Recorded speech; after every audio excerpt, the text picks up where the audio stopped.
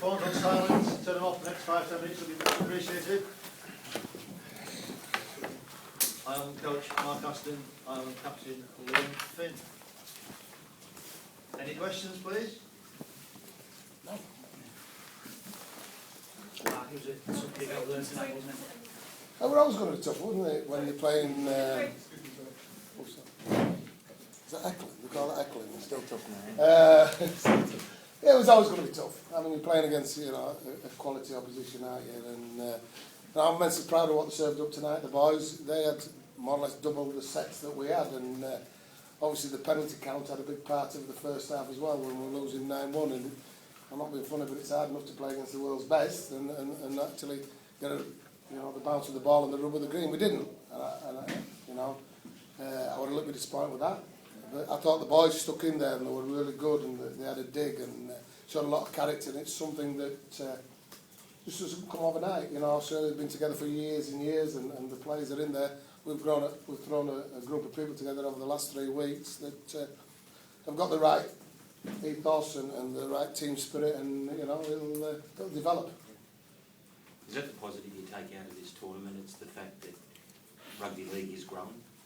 Yeah, I mean, obviously, we'd like it all to be a level playing field and we all get the same sort of serve-up, but we haven't. We got together 3 Saturdays ago, and I thought you can see that in the first couple of performances. But again, we've bonded, and this week's been a great week for us. We've been in Ireland and we've got around the place, and we've been in a good environment again. And the facilities we've had on hand has been outstanding, and we'd like to thank the people of Limerick, in particular UL, the university that have worked with us. The hotel was fantastic. So there's a lot of positive to come out of it. We'll review it. We'll look at what we've got to do going forward. And there'll be some players that will probably retire from international rugby, and there'll be some younger ones coming through. And the next phase for Ireland Rugby League is to start getting a few more coming through. And Matty Adden, who was the 18th man today, is the only domestic player that's playing his trade at semi-professional level, if you like. And we've got to adapt that and sort that out, and you know, it can grow. There's no doubt about that. What would be like the juniors? How many kids would play in Ireland? Well, I think they've got something like 20 odd teams domestically as amateurs, you know, and the big challenge for them, which it always is that rugby union in Ireland is huge, as we all know, and this facility here is jammed every week and all, and you know, there's 48 development offices in this area alone. So how can you get them to play league? I think we've just got to be smart. We've got to set academies up. We've got to get them into probably the ones that don't quite hit it for rugby union. We've got to get them in, and we've got to develop them as rugby league players. They'll be athletes, they'll be strong, and they'll be educated, but we just need to show them how to play rugby league. The attendance tonight, 5,000 people came and broke a record in Ireland. That's too promising for the future, that it shows it's going to get more popular.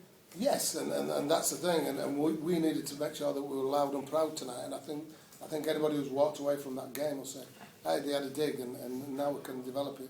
And what we need to do is have that stability over the next couple of years and come back, you know, because it's a great venue and it's a great training environment as well. So if we can get people talking about it a little bit more, certainly it's positive that there were 5,000 people here today. We spoke about that before the game.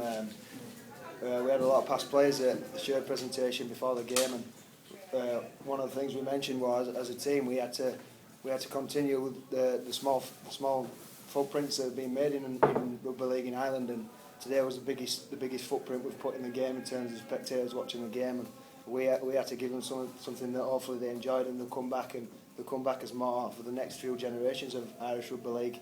So that's what we wanted to try and get out of today's game. Liam, can you say a few words about what the tournament's been like for players? Like jersey swapping has made a comeback. It was gone for a few years.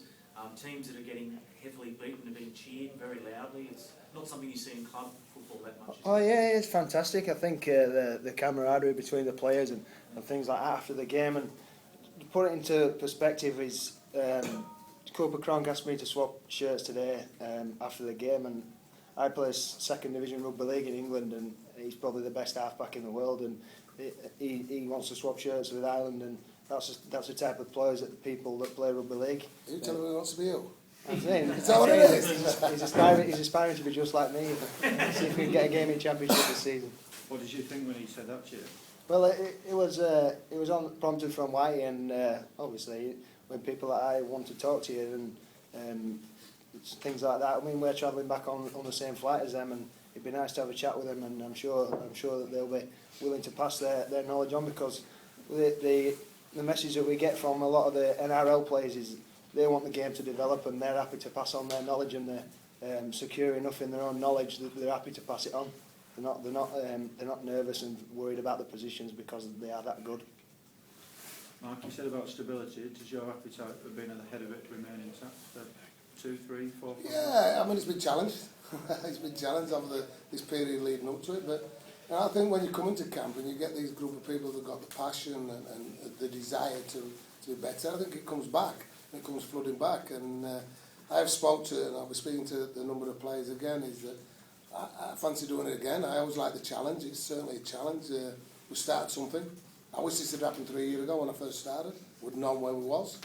We actually know where we are now, and we know that people will talk who's been in the camp, the players will talk that they've thoroughly enjoyed it. We've worked them hard, we've challenged them a little bit, but we've had a good time.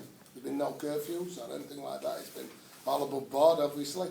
And we've enjoyed each other's company, and that's the most important thing. You know, I was fortunate enough to do it in the 90s with Great Britain. I think, you know, it's the dream, and we're giving people opportunities, not only as players, but as some of the backroom staff who've been immense as well. You know, they're working 14 hours a day, the physios and people like that, to make sure these guys can get back up on the field. So, yeah, I think the desire's there, and I've spoke to the backroom staff, they're all up for it, and I think that as long as they don't sack us, then we'll probably go round again. Can I just ask you about Steve Prescott, former Ireland international, thoughts and your thoughts on the... Well, I mean, we spoke about it before, in the meeting, we spoke about it before the game, didn't we? I mean, the bloke has been a champion and fought a battle which sadly he lost today, but, you know, we got inspiration from that. Yes, certainly did, and you just... the game pales into insignificance when something like that happens, and we enjoyed the game throughout, and it's a strange thing to be on the end of that sort of scoreline and still be smiling at the end of the game, but when you've got something like that happens on the day, then you realise that we're just playing a game that we enjoy, and he's raised millions and impressed millions of people, and over the last 6 years when he's been fighting obviously terminal illness. And we'll get inspiration and spirit from that, and we'll it'll help us drive forward as well as a nation. Guys, any more questions? Thanks, Mark. Thanks, Liam. Cheers. We've got to get on the plane. Thank you.